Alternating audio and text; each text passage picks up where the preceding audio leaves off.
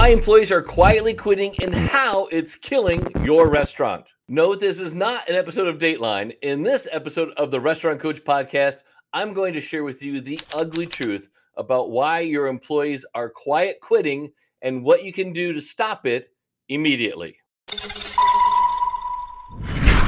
Have you ever wondered why all of a sudden your best employees are quitting? It's not because they don't like their job or the restaurant. It's something else entirely. In this video, I'm going to share with you why this happens and 3 steps that you can take today to stop it from happening in the future. So grab a cup of coffee and sit down because this is going to be really good. Oh, and make sure to hit that like and subscribe button so you don't miss out on tools and tips to help you make more and work less in your restaurant. There is a silent epidemic that is plaguing the restaurant industry. Staff is quitting without warning, and it's costing restaurants big time. Maybe it's costing you as well. It's no secret that restaurants are struggling right now.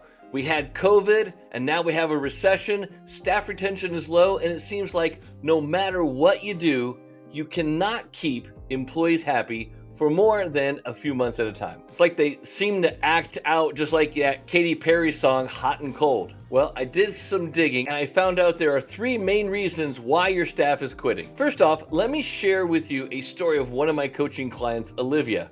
Now, Olivia lives in a small, charming town outside of Portland and runs a very quaint, family-owned restaurant called Delights. Olivia had poured her heart and soul into her business for the past 15 years. She made it through COVID, and then in 2022, she noticed a strange new problem that was sweeping across the nation and eventually into her restaurant called quiet quitting. The quiet quitting epidemic, as it's been known to be called, is a kind of a phenomenon where employees, they just simply stop showing up to work without notice. Hey, I don't get it either. I mean, they leave with no trace, no resignation letter, not even a courtesy call or nothing. It's so very rude, don't you think? Now, this leaves many restaurant owners like Olivia scrambling to find replacements, often with little or no success. Now, at first, Delights was totally unaffected by this quiet quitting epidemic, but then suddenly, the first signs of trouble started to appear. One Monday morning, Olivia finds out that 2 line cooks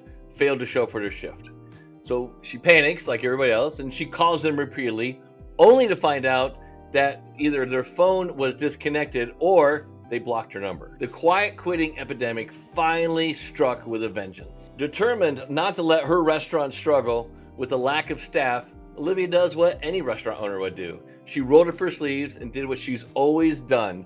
She just took on the extra work by herself. She spent long hours in the kitchen, prepping ingredients, cooking dishes, and she even found herself staying late into the night to wash dishes. But as the weeks wore on, that fatigue sets in, and it started to affect her sleep and, unfortunately, her health. Then soon, a waitress named Sarah was the next to leave. Then another dishwasher, followed by another cook. And more employees just seemed to disappear. Olivia's spirits were just crushed. Her dream of keeping Delights alive seemed to be slipping through her fingers at the very moment. And she was so close to making it all happen. So one evening, after another grueling day of putting in 16, 17 hours, Olivia slumped down at her office at the desk, just feeling totally defeated.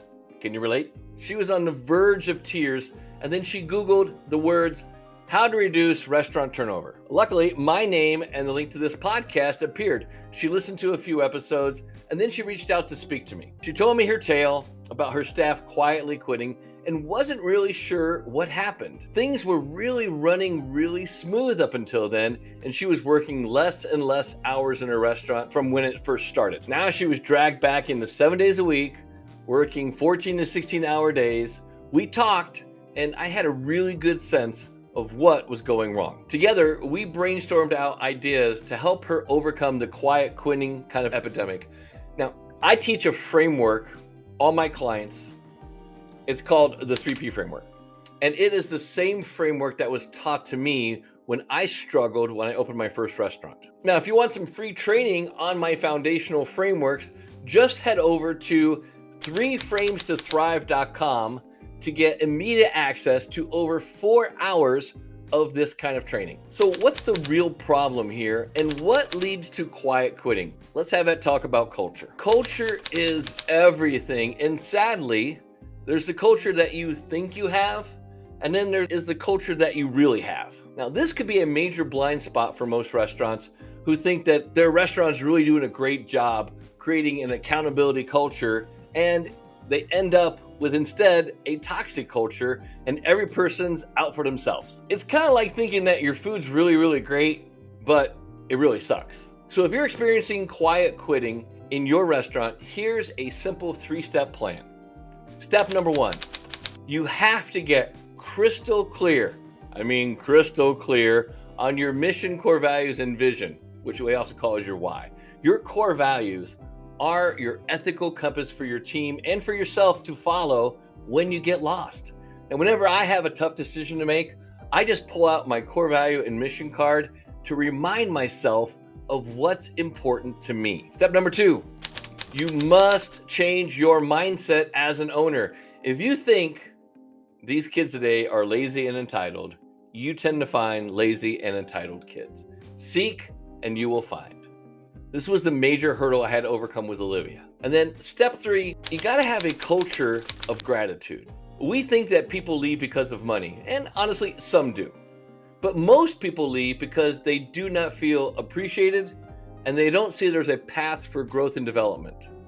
When I had my own restaurants, I made a commitment to myself not to ever leave the restaurant without walking up to everyone on the team, looking them in the eye, shaking their hand, and saying thank you. It's a standard that I call the 100% thank yous, and I have all my coaching clients follow it. And I'll tell you, if you implement this thing, the simple 100% thank yous, it will change your culture if you apply it on a daily basis. So then Olivia and I, we also brainstormed some other ideas to kind of reinvigorate her culture. I had Olivia create a series of videos to post on social media to show off her new and improved kind of culture, this new and improved positive attitude. You see, restaurants have a horrible reputation for treating people like dirt. And if you don't go out of your way to show people why your restaurant's different, everyone just assumes you're like every other restaurant in the market. You're gonna treat me bad, you're gonna pay me poorly, and I'm never gonna see my goldfish. Next, we had to get some really good, solid community support. So we'd offered some free cooking classes, invited some local residents and business people down to learn about the restaurant's history and values, which got her some referrals for staff. Third, she also started a mentorship program, pairing new staff with seasoned staff to kind of create this sense of belonging, almost like a kind of a big brother, big sister program, only just for her team at her restaurant. The efforts soon began to really pay off. Words of their resilience, word of their positive culture spread through the town, and soon Delights was not only fully staffed, but she also had a waiting list of eager job applicants. The restaurant atmosphere did a 180, and the culture once again was filled with warmth, laughter, and gratitude. Culture is the cure for many issues that surround restaurant performance. In my next video, I'm going to take you through the recipe to create a culture that will allow you to make more and work less and get your life back.